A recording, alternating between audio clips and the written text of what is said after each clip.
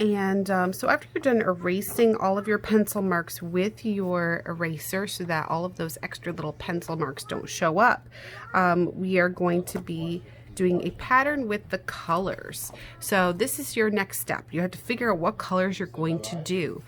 I recommend picking 2 colors for the inside of the heart, 2 colors for the outside of the heart. And when you pick your colors, you don't want to pick the same type of colors. So I chose to do some red and pink on the inside and dark green, light green on the outside. I did that because I wanted to do opposites so that they would really stand out.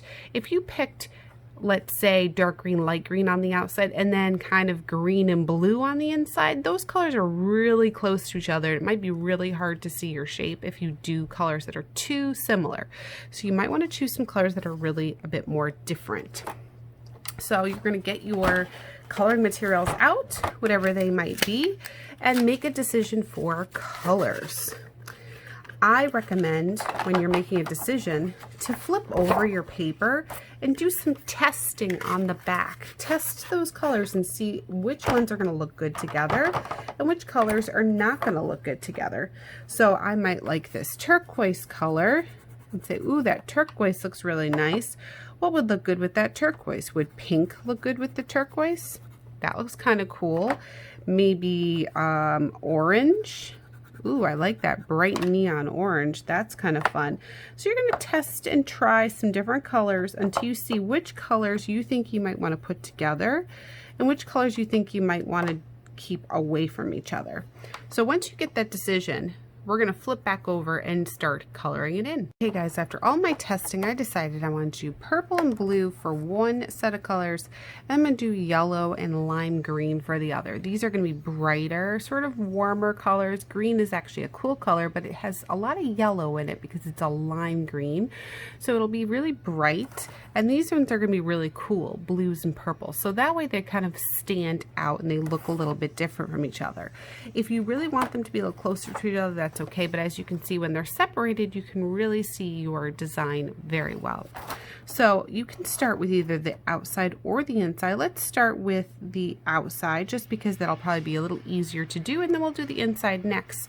So decide what colors you're going to do for the outside. I think I'm going to do the blue and purple.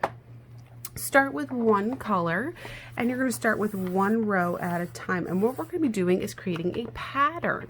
So I'm going to start with the blue. I'm going to color in my first square with the blue. Try to stay inside the square.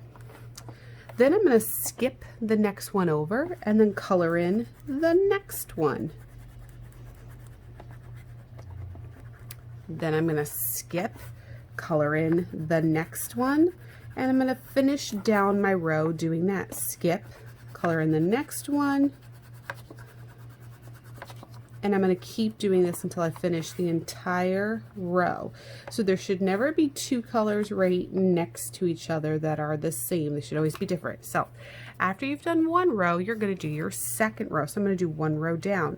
What I'm going to do is the opposite of what I did for the first row. So here's what I'm going to do. If I did blue here, I'm going to leave that one empty. If this one was white, then this one's going to be blue. That one's blue, so this one's going to be white.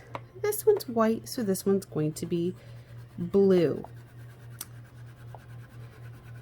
This was blue, so this is white, because we're always doing opposite. That one's white, so now this one is blue. Opposite of blue is going to be the white. Opposite of white is going to be the blue. And so on until I finish my second row. At some point, you're going to run into a row that gets interrupted or blocked by the shape that's in the way. You do not want to color inside the shape. You only want to color things that are around the shape. So you're still going to do the same pattern, but if you run into a shape, you're just not going to draw it. So let me show what I mean. Blue, white, that means this one's going to be blue. White, blue, white. Blue, white, blue. White, blue, that one would be white, so I'm not going to touch it. Here we have blue, white, and then this one would be blue. Now I'm going to color this area that is outside of the heart shape. I am not coloring the area inside the shape. I colored the rest of the rectangle, just not that little part. And that's what you're going to do every time you run into a square that should be colored in. Only color in the parts that are not the shape. So I'm only coloring in the parts that are not the shape, that are the background.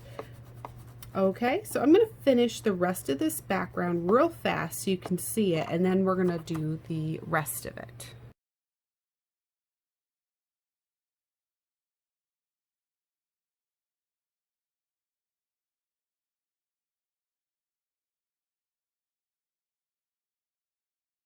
Okay, so I finished my background.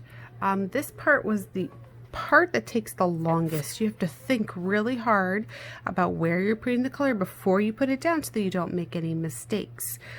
So this part takes a while. It takes a little bit of time because you have to really concentrate and make sure you're putting everything where it should go. If you do make a mistake, it depends on what material you're using, but you can correct it sometimes. So one thing you could do if you're using crayon is you can take your fingernail and scrape up some of it. If you look at my thumbnail, you'll see that I have some blue on it that's scraped up, and if you wipe it away, you can sometimes color over it with another color. Color pencil erases okay. You can kind of erase it to lighten it up so that you can go over it. Marker is the hardest one to correct, but the way you can correct it is if you start with your lightest color. Like let's say I was coloring with yellow and purple. If I start with yellow, I can cover up yellow with purple if I make a mistake and put the yellow in the wrong spot. But purple is really hard to cover up with a yellow. You're not going to be able to really cover it up. So it's okay if you make a mistake though, because it just isn't the end of the world. We can always chalk it up to being a wonky, fun, crazy design choice. So this is the best part. Once you've done one set of colors, you pick your second color, and all you have to do is fill in all of the white. It is so easy. Of course, only the white that is in the area you're working. So I'm working on my background, so I'm still not coloring in the shape. I'm only coloring in the areas that are on the outside of it. But I don't have to think very hard. This part goes so fast, and it's just so easy to do. So this is usually most people's favorite part because it is quick and easy and you don't have to think too hard at all. So let me finish this up and we'll move on to how we're going to do that inside shape. All right, so I finished filling in the entire background and I'm ready for the center. So it's not such a big shape, so it's a little bit easier to do. I'm going to take my last two colors and I'm going to start with my lightest color, because if I mess up, remember you could always color on top of it with the darker color so that it won't get too messed up. And I'm going to do the same checkerboard idea outside as I'm doing inside. I'm not going to start at the tippy top though, because that's going to be real confusing.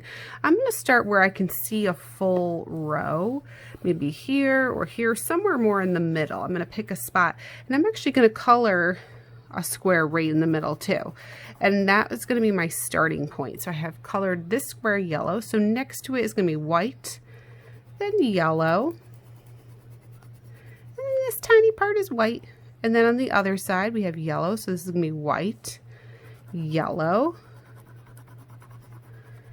and then this extra piece here is going to also be white.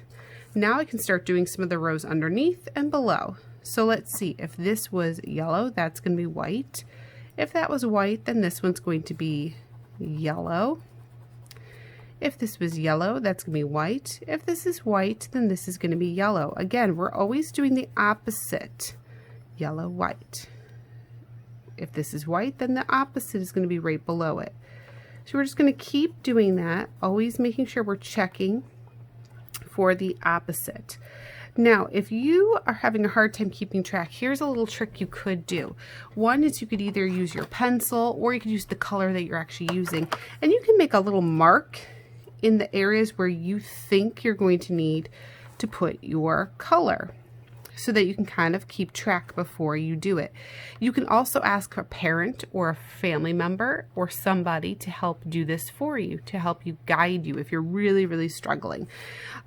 If you do that, that can really help keep you organized. It can also keep you from making some big mistakes when you're coloring. So I'm going to finish filling in all of the yellow parts of the heart. And then, of course, we're to everyone's favorite part, which is just filling in whatever's left with the other color. So I'm done with that, and now I'm going to fill in whatever's left with my green. This is my favorite part, everyone's favorite part, because you don't have to think too hard. You can just sort of fill it in, and once this is completed, you will have a finished piece of work, of art. Make sure that you are trying your best to stay inside the lines. That's what's going to help make this look really good. If you go outside the lines, it's going to look real scribbly.